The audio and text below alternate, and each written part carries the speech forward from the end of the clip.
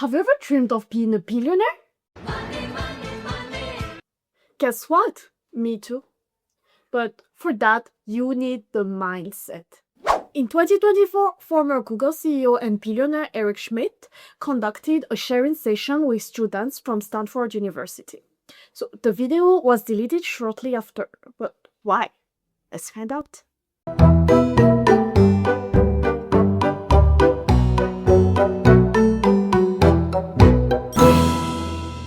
Hello everybody! There is always one here, ready for another episode of Overexplained. Eric Schmidt, one of the richest people in the world according to Bloomberg, with an estimated net worth of $59.6 billion. He's a computer engineer and American businessman, but he's mostly known for being the former CEO of Google. And I'm obviously an investor. Oh, and did you hear? She's also an investor. This guy's resume is as long as Wikipedia's page on the Roman Empire. Let's hear what he has to say. I was the chairman of an AI commission that sort of looked at this very carefully. And you can read it. It's about 752 pages. And I'll just summarize it by saying, we're ahead, we need to stay ahead, and we need lots of money to do so. Our customers were the Senate and the House. It's likely that a very small number of companies can play this game. Countries, excuse me. The paper he is talking about was written in 2021. Schmidt himself led an AI commission where they talked about the race of power against China. The commission strongly advocated for massive increases in US government spending on AI research and development. Now, we are seeing what that looks like in practice when development at all costs isn't balanced with safety. AI taking jobs is a pretty big concern to a lot of people right now. So let's see what he has to say about that. Imagine that each and every human on the planet has their own programmer that actually does what they want, as opposed to the programmers that work for me who don't do what I ask, right? The programmers here know what I'm talking about. So imagine a non-arrogant programmer that actually does what you want, and you don't have to pay all that money to. And there's infinite supply of these programs. And this is all within the next year or two. Very soon. He talks about not needing programmers anymore like it is a good thing. Instead of being concerned about job losses, he's more excited that they do exactly what he says and you don't have to pay them anything. No pay, no complaints, and that's exactly what you want. Those words remind me of something. Modern slavery. I want to switch to a little bit of a philosophical question. And in your article, you argue that now these models are becoming so complicated and difficult to understand that we don't really know what's going on in them. I'll take a quote from Richard Feynman. He says, "What I cannot create, I do not understand." I saw this quote the other day. But now people are creating things they do not that they can create, but they don't really understand what's inside of them.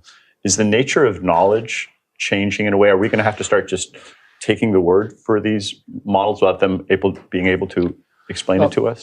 That's a pretty interesting question. Do we lose control at the point where we can no longer understand AI? And is that day coming soon?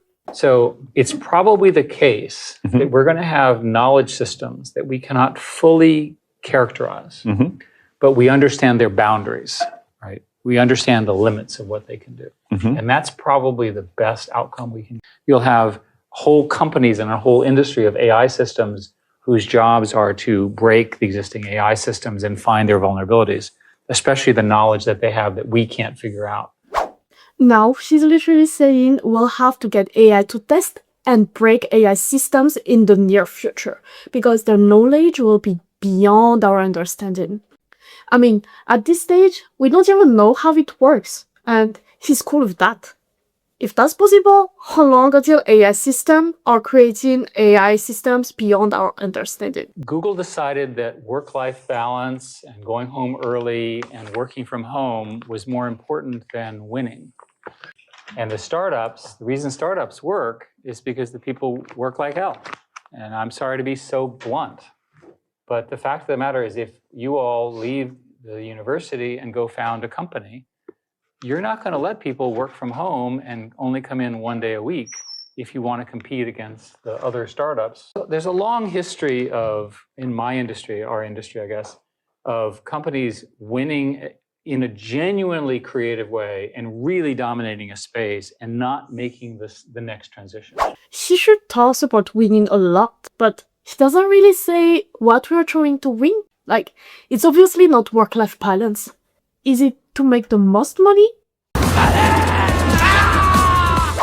To have the most advanced technology? To feel important? I think Jurassic Park said it best. Yeah, but your scientists were so preoccupied with whether or not they could, they didn't stop to think if they should. The most interesting country is India, because the top AI people come from India to the US, and we should let India keep some of its top talent. Not all of them, but some of them. And they don't have the kind of training facilities and programs that we so richly have here. To me, India is the big swing state in that regard. China's lost. It's not going to come back.